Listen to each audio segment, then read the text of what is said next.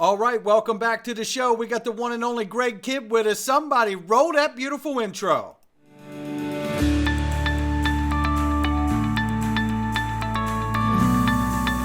Digital Perspectives with Brad Kimes. Come on in.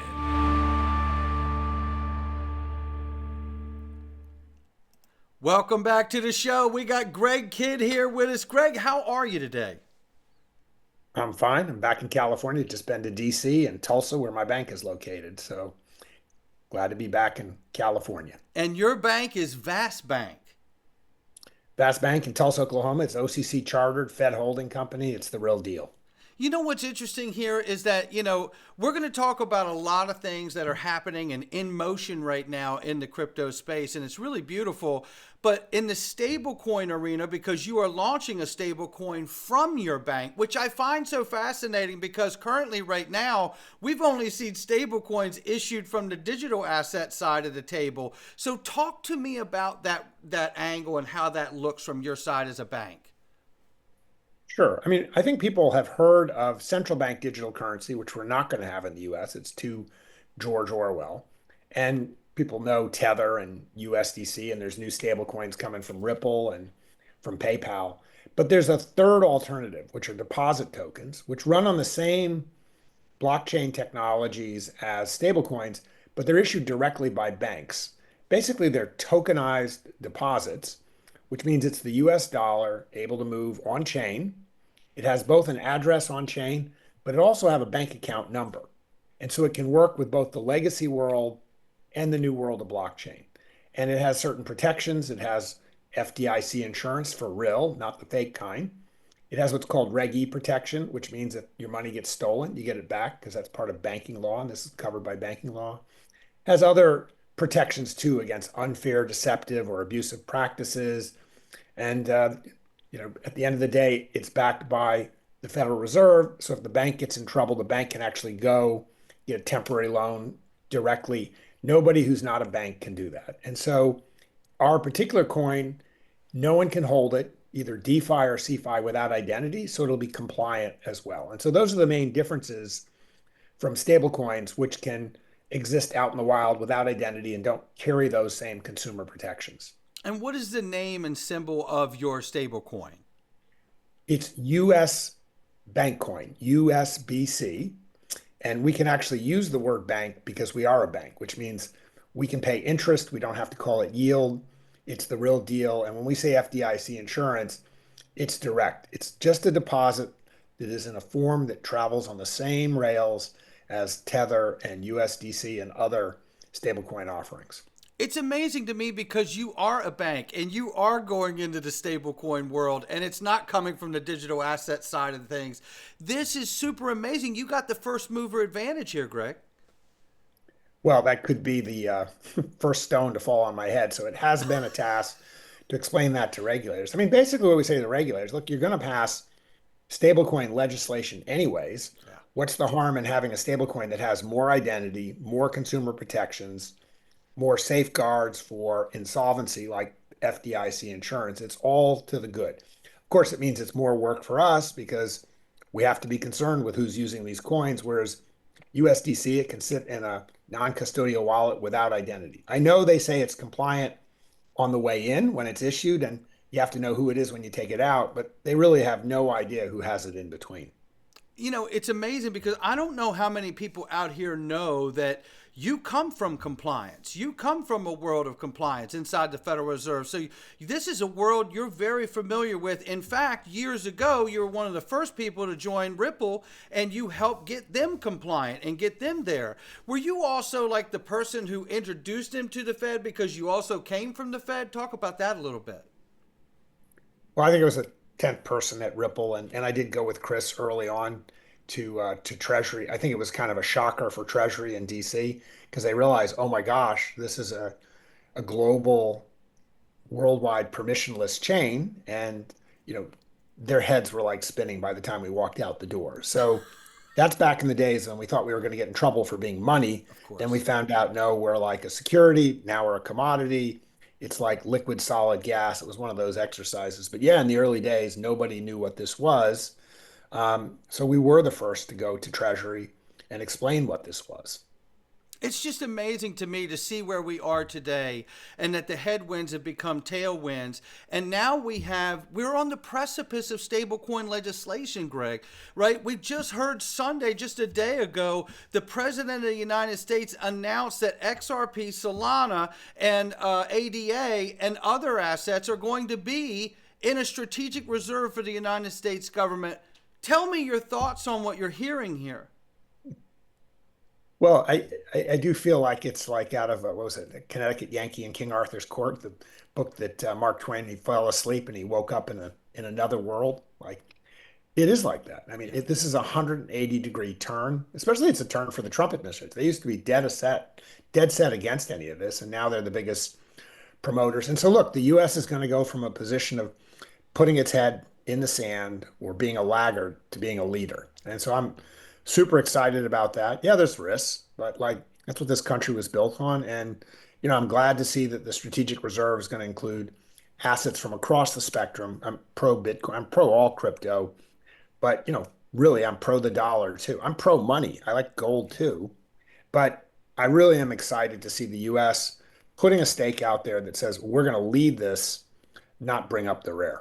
Yeah, and I love that too. And I have the same stance. I'm not a maxi like one coin project or whatever. I love, in fact, that they announced that it would be a multiple basket of assets. I think it's so smart to do that. When I look at the whole idea of the strategic reserve, I have to ask, just like, when I see the president make that announcement, then I say to myself, I'm like, now this guy's known for being a great deal maker. Would any deal maker in the world announce that these assets are in a strategic reserve for the United States government without getting his bags filled before he announces it? What are your thoughts, Greg?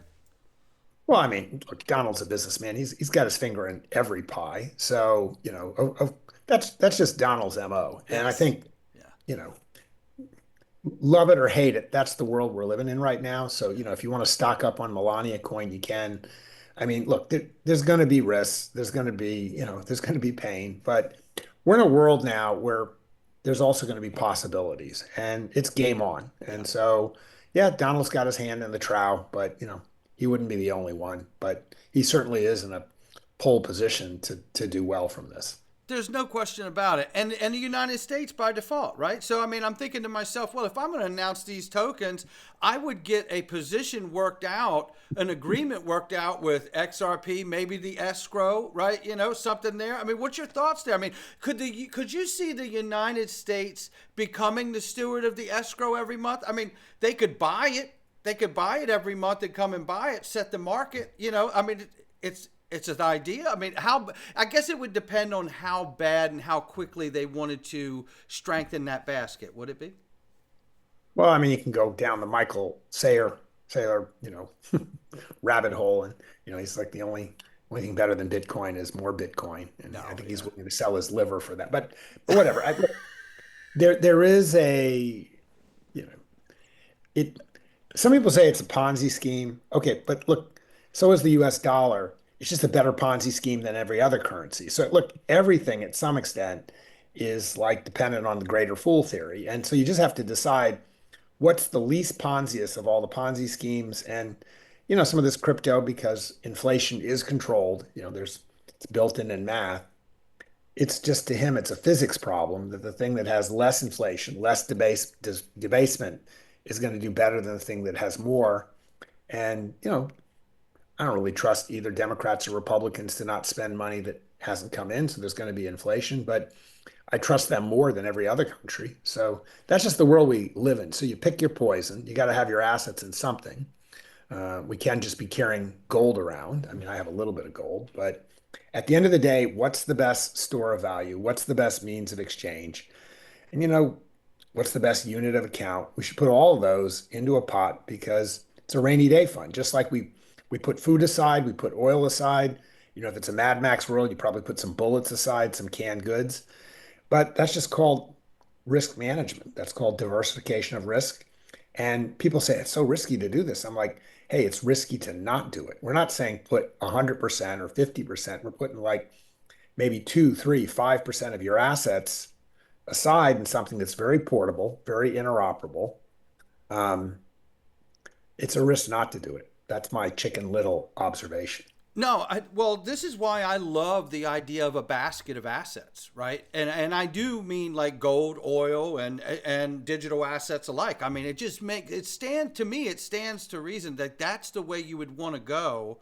I had a conversation a long time ago, back in 2019, with David Schwartz, where I was talking about with him about, having reserves of all kinds of different assets from all over this sector of, whether it's commodities or alike, really stabilize it. If you could underpin the dollar with all of those things instead of just an agreement to print more or just a petrodollar agreement, then you really would have the confidence of a dollar for the next 150 years. What say you?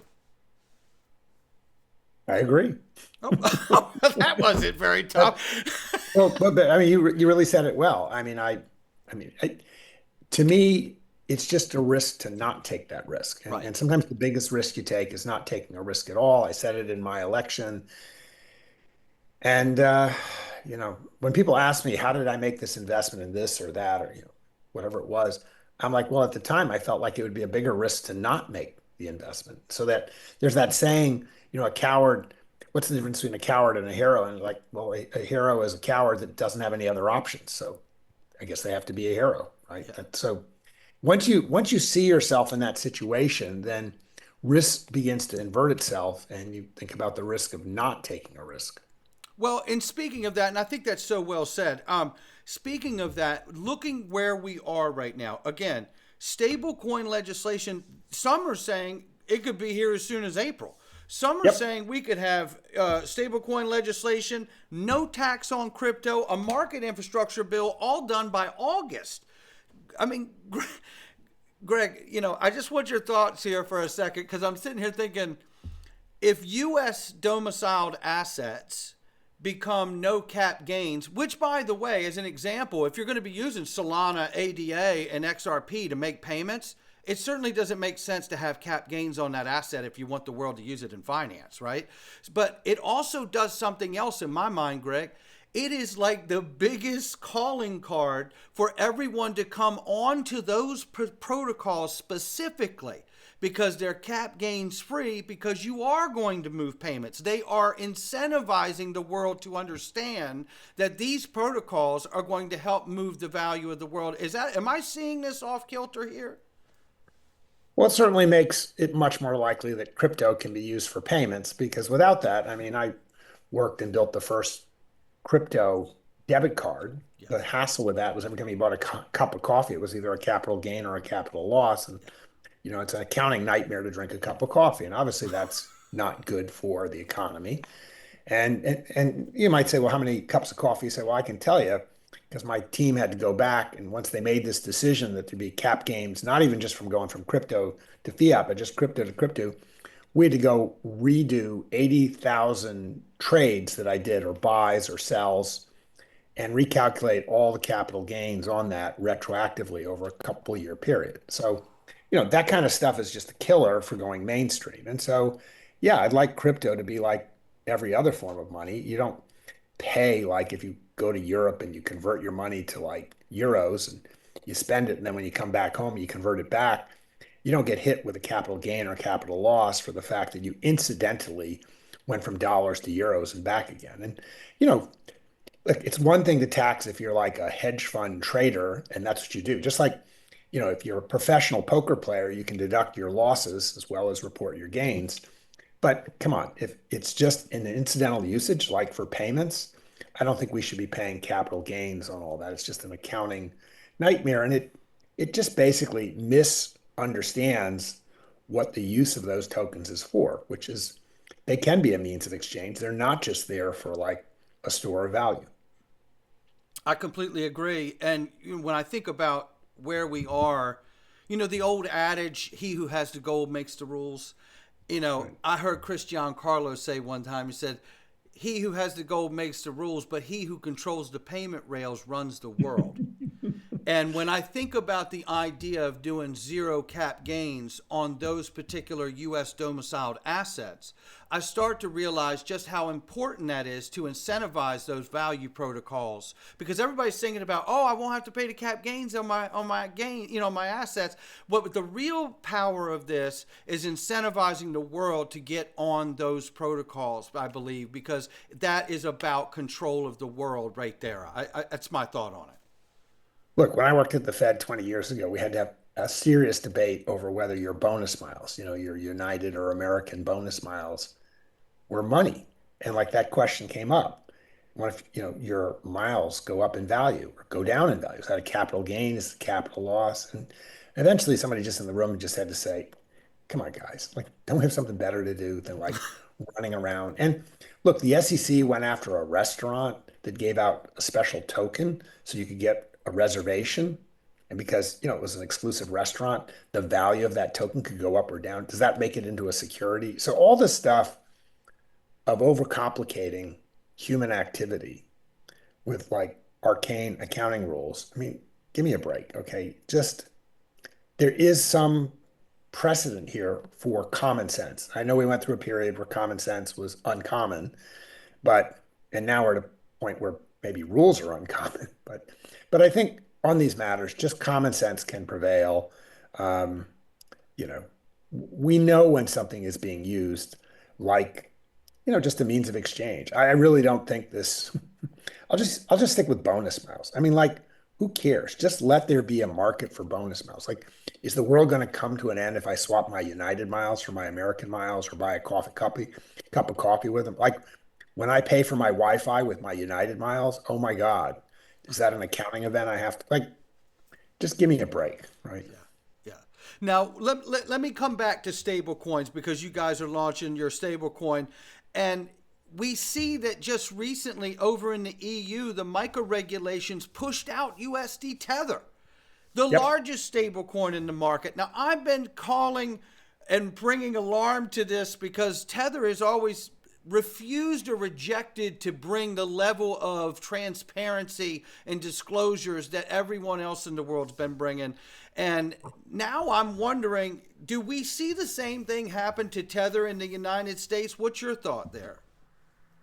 Well, I think Tether is safe. I think people worry more about traditional stablecoins, like what happened to USDC when Silicon Valley Bank got into trouble. Like Tether's actually, I mean, I used to think Tether was under collateralized. Now I think it's over collateralized just because they made so much money, they don't even have to do anything janky. And look, at the end of the day, there'll be kind of janky stable coins, kind of like Tether, but they're good enough because people are like, hey, look, as long as it doesn't fall, if it doesn't fail on the day that I have to hold the hot potato, it's okay. Like if I'm in China, there's two things I want to get. I want to get my kids out of China. I want to get my money out of China. As long as Tether doesn't blow up on the day that I'm doing that, Tether's fine for me. Yeah. USDC has more varied purposes. It doesn't have as deep liquidity as Tether in TradeFi and stuff. So, but it has a lot of good purposes, like Visa settling with merchants same day because they can do it 24/7 if they settle in USDC. They got all sorts of practical purposes. You see Stripe doing it as well. I just want to make a clarification. Those are stable coins. Yeah. When I talk deposit tokens are different because they're issued by banks.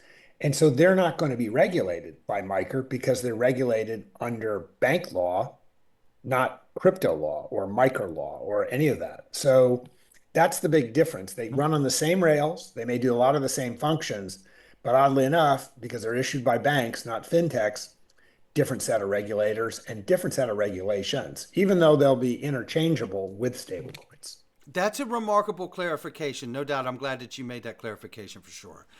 What do you see coming? I mean, there's so much in front of us. I mean, we got Paul Atkins to be confirmed. We got the stablecoin legislation. We got tax structure. We got market infrastructure. Just tell me what you're seeing in the next 6 months to a year. What do you see taking place here? Well, I do think we're going to get stablecoin legislation. We're going to start to see the ramp up of people beginning to use stablecoins without even knowing it. Like it'll get to the point where people will just have USDC or USBC or even Tether in their wallet. And there'll be a bunch of other folks in the background, market makers, that you can just use, just like you can just receive whatever you want. And increasingly, we're going to see people wanting to use those tokens because they're more portable. They operate 24 hours a day, 7 days a week. I think we're going to start to see people paying yield or interest on those. So they'll begin to compete with and crowd out traditional deposits. And that's kind of my message to community banks. Do you guys just want to sit around and let stablecoins eat your lunch, or do you want to compete? And you're either going to watch from the sidelines or you're going to dive in. Either way, consumers are going to benefit because when you go to the casino, everybody's using chips, right? Blue chips, red chips, green chips. As long as they're good at the table, the game is at the poker floor, on the floor of the casino. It's not at the window. And too much of our financial system is all based with basically economic rents being collected at the window. Have you noticed at a casino, they don't charge you for when you buy your chips or cash them in. Yeah. They want you to use the chips in the casino, and stable coins and deposit tokens lower friction, increase access on the casino floor. And that's where the games are played. And on the backside of this, we're seeing this new use case for stablecoins, whether it's coming from the bank side, none of those regulators, or whether it's coming from the digital asset side. This new use case is to help not only get the dollar more dominant in a new digital on-chain economy, but to soak up bonds to give a new use case in case they inflate worse than normal. This new use case can soak all of this up like a bulkhead, correct? Yeah, I mean, I just see this like a certain amount of the GDP switching over from being on legacy rails to these basically blockchain rails. And you know, in time, the amount of chips that change hand at the poker table versus the amount of time and effort getting them at the window, it to me is like what happened with email versus snail mail. At the beginning, there was like much more snail mail than email, and then that day crossed when email was more popular per year than per day. Now there's probably more email and text messages sent in an hour than all the pieces of personal mail in the world, right? Like kids won't even know. There was a time when money had to go through these rails that only worked one country, and it was weekdays, and they'll have a hard time believing. It would be like saying, well, your text messaging only works on business hours and not on weekends, right? So money ought to move just like text messages. Chris has always said that from Ripple. That vision is beginning to come true. I expect a 10x increase in stablecoin volumes in the next 3 years, at least. It's unbelievable. This is just, you brought up email and snail mail and that vice versa there, which I thought was a great analogy. But I wanted to ask, this is just out of sheer curiosity, your thought. The original protocols of the Internet of Information, the FTP, the HTTP, the SMTP, it's like they forgot to build a token with those protocols, right? Do we see someday that someone reverse engineers how to come up with a paper market to trade on top of the volume of these protocols at some point? Well, I mean, when you look at the history of the internet, it was discussed. They thought about it, but they just said, well, we got enough. Let's go play volleyball, right? And they didn't put it in. Yeah. Had they put that in, probably money would have been built into the internet protocol. It didn't happen. So we get a second bite at the apple. And, the bite at the apple was, is now possible with blockchain. You got to remember, when they put the internet protocols together, they didn't have blockchain back then, not a commercial blockchain like we have now. So in some ways, it's kind of good that they waited, because we have a better technology to do this. And so the question will be, when does every browser allow you to have just directly in the browser your money, right? Once you're connected your identity with your money and you're on the internet, either on your browser, on your phone, or on your desktop or your laptop, anytime it comes to you spending money, instead of typing in your details, just be like, dude, I know who you are, and you got money there. Thank you, right? It should be like Amazon one-click for everything you do online, because you've got the keys for your money. There's some market maker in between. If they want a different form of money than you do, that's not your problem. That's not the other side's problem. That's what market makers are for. And those economic rents will get bid down to a couple basis points. So you can always hold the assets in the form you want, and your receiver can always receive them in the form you want. And this is why I went for Ripple in the first place. It was just anything could be converted into anything else. Anybody could be a market maker as long as there was like a trust line. I trust this, I trust that. Here's the quote that I'm like willing to convert at. It just created a marketplace for cross liquidity. And now we're going to see that world start to come. It's not because Facebook Libra did it. It is happening in this more internet-like way. Like Facebook Libra was really more like, CompuServe or AOL. And we just decided, yeah, thanks, creepy Mark, but we're going to do this, ourselves in a more decentralized way.